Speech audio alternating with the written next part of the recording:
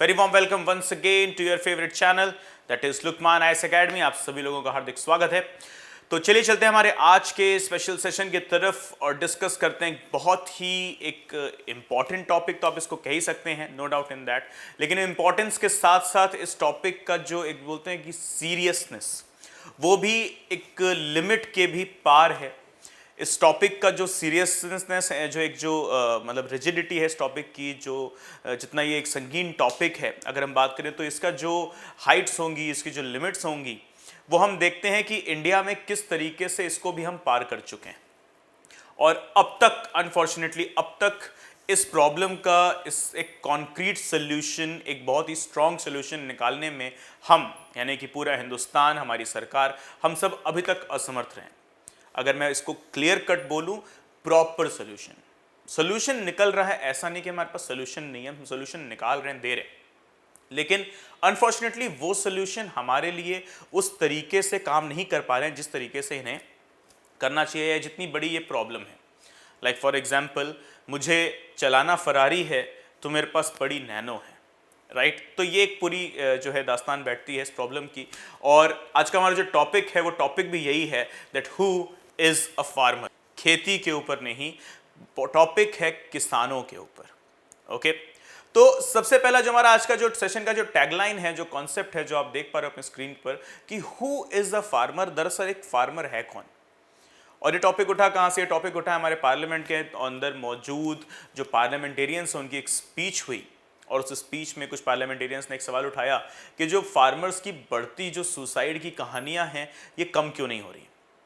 और उसके अलावा सबसे पहली चीज़ हमें आइडेंटिफाई करना है कि इंडिया में एक फार्मर है कौन।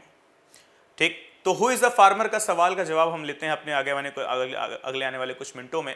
लेकिन अभी हम बात करते हैं फार्मर सुसाइड की। तो एनसीआरबी की डेटा के मुताबिक, national crime records bureau of India, okay, उसकी डेटा के मुताबिक अगर हम बात करें तो इंडिया में औसतन ऑन एन एवरेज 2 से 3 किसान हर रोज़ अपने आप को फांसी पे चढ़ा ले रहे हैं, या किसी भी दूसरे तरीके से वो मौत को गले लगा ले रहे हैं। Indian farmers, those who are committing suicide every day, on an average 2 farmers they do commit suicide. यानी कि एक साल का ये जो डेटा है वो लगभग 800 फार्मर्स, 700 से 800 फार्मर्स तक पहुंच जाता है। ये चलो कई बार ये डेटा कम भी हो जाता है, लेकिन पॉइंट इज कि एक किसान भी मेरा अगर मर रहा है तो क्यों? सरहद पे मेरे जवान हैं अगर इस देश की सुरक्षा के लिए, तो इस देश का, इस देश के वासियों का, मेरा और आपका पेट भरने के लिए फिर किसान है। सरहद पर जवान अपनी जिंदगी जो है दांव पे लगाता है, ताक पे रखता है, तो किसान अपना भूखापन, अपना पेट दांव पर रख रहा है। और ये क्यों हो रहा है? क्या प्रॉपर गवर्नमेंट सपोर्ट नहीं है? रॉन्ग, प्रॉपर गवर्नमेंट सपोर्ट है, लेकिन बीच में प्रॉब्लम आ जाती है करप्शन की और बिचौलियों की, मीडिएटर्स की। अभी अभी हाल ही में आपने एक न्यूज़ देखी होगी, महाराष्ट्र के सोलापुर के गांव, सोलापुर के आसपास के गांव की कहानी है कि एक किसान बेचारा कुछ 20 किलो या 30 किलो अपने खेत से उगाया हुआ प्याज बेचने को निकला, और उसको वहाँ पर वो जो प्याज है, वो जो सब्सिडीज़ वगैरह काट पीट के, एमएसपी वगैरह काट पीट के जो चेक मिला, यानी कि जो पेमेंट मिली, वो बहुत बड़ी पेमेंट थी। उसको 2 रुपए का चेक मिला। मतलब एक जो चेक का जो पेपर है उसकी कीमत 2 रुपए से ज़्यादा हो जाती है, और इसको तो चेक मिला ही प्रॉपर 2 रुपए के लिए। ज़रा सोचिए, चेक इश्यू करने वाले की शायद एक बार आत्मा नहीं काँपी होगी, शायद उसकी इंसानियत ने उसको जो है एक बार दस्तक नहीं दी होगी कि ये कर क्या रहे। चेक मत दो यार, 10-20 रुपए ऐसे ही दे दो, किसान ज़्यादा खुश हो जाता वो 2 रुपए के चेक के कंपैरिजन में, राइट। ओके, सो ये एक बहुत बड़ा सवाल निकल कर आ जाता है, the corruption and the mediators in between.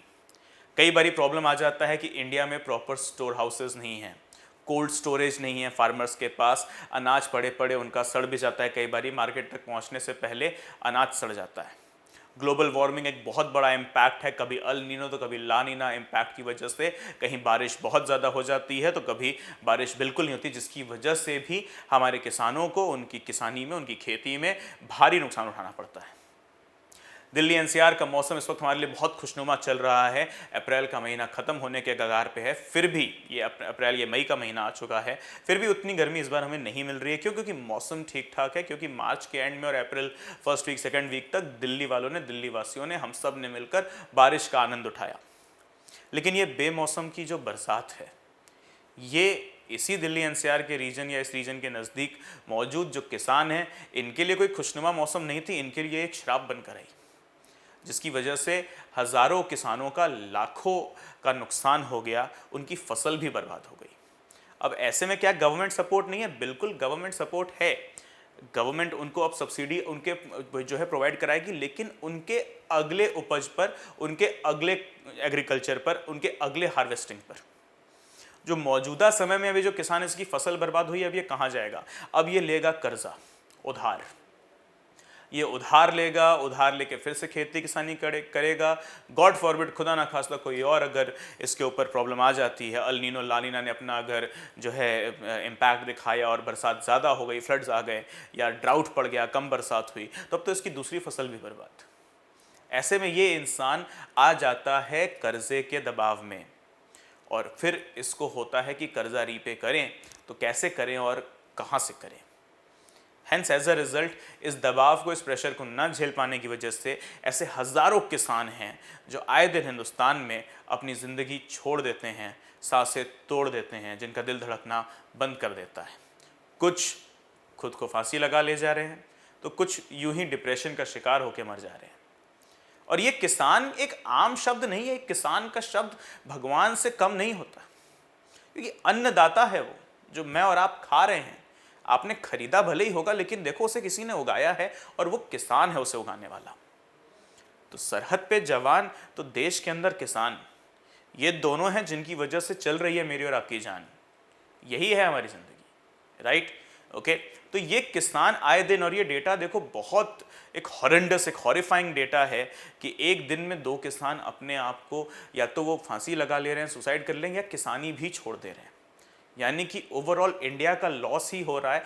यानी कि ये इंडिया, हम कहते हैं, वो कंट्री है जहां पर 60% से ज़्यादा की आबादी खेती किसानी में लगी हुई, और उस मुल्क में वो जो कि नाम ही जाना ही जाता है एग्रीकल्चरल नेशन के नाम से, उसी मुल्क में हम देख रहे हैं कि किस तरीके से किसान की हालत सबसे ज़्यादा खराब है।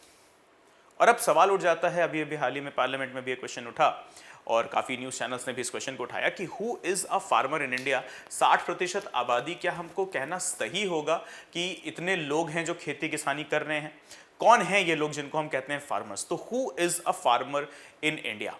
तो according to the national policy on farmers 2007, guys ध्यान रखिएगा, national policy on farmers 2007, the following people, जिनका भी मैं नाम लेने जा रहा हूं, ये सारे के सारे किसान माने जाते हैं, फार्मर्स माने जाते हैं। तो who is a farmer? A very basic definition for the very first point will be a farmer is a person who is a farmer. अब बोलोगे सर क्या मजाक कर रहे हैं, राइट? तो फार्मर वो है जो खेती कर रहा है, ऑब्वियसली, राइट?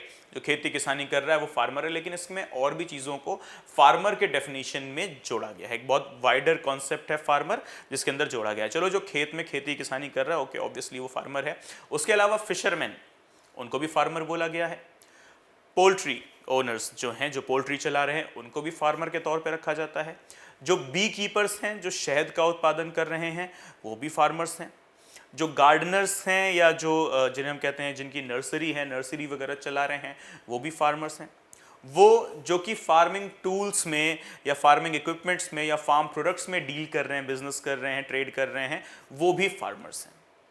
तो अगर आप बोलो जो खेती किसानी कर रहा है वो तो फार्मर है ही, उसके अलावा बी कीपर वो भी फार्मर है, नर्सरी होल्डर वो भी फार्मर है, जो गार्डनर है वो भी फार्मर है, जो फिशरमैन है वो भी फार्मर है, और जो फार्म प्रोडक्ट्स में डील कर रहा है, कंपोस्ट, यूरिया वगैरह बेच रहा है, पेस्टिसाइड्स, इन्फेक्टिसाइड्स वगैरह बेच रहा है, या फार्म इक्विपमेंट्स, टूल्स वगैरह बेच रहा है, या जो उसमें डील कर रहा है, ट्रेड कर रहा है, उसको भी हम क्या कहते हैं? एक फार्मर। ओके गाइस, तो ध्यान रखिएगा, नेशनल पॉलिसी ऑन फार्मर्स 2007, जिसके तहत ये डेफिनेशन निकल कर आती है कि फार्मर कौन है।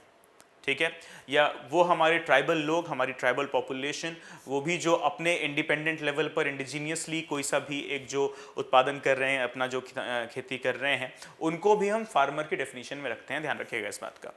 Okay, so guys, who is the farmer? Once again, the fishermen, the beekeepers, the nursery holders, the poultry farmers, okay, and the persons, those who are dealing in the farm products, equipments, tools, and so on, they are all considered as farmers in India. So these are all the farmers, and this is all with regard to this session. So guys, आपको information अच्छा लगा, knowledge अच्छा लगा, okay, जो हमने आपके साथ अभी share किया, तो this was nothing but just some value addition in your knowledge book, in your information subject, in your information arena, so that all of these things can be helpful. They are for sure helpful in your UPSC prelims as well as mains examination when it comes to the civil services. Right guys, and this will be also something which will be helping you, providing you the proper supporting hand inside your personality test बोले तो आपके interview में. Okay guys, so that's it with this session right now. See you all soon. Till then, bye bye, take care, study well, and Jai Hind.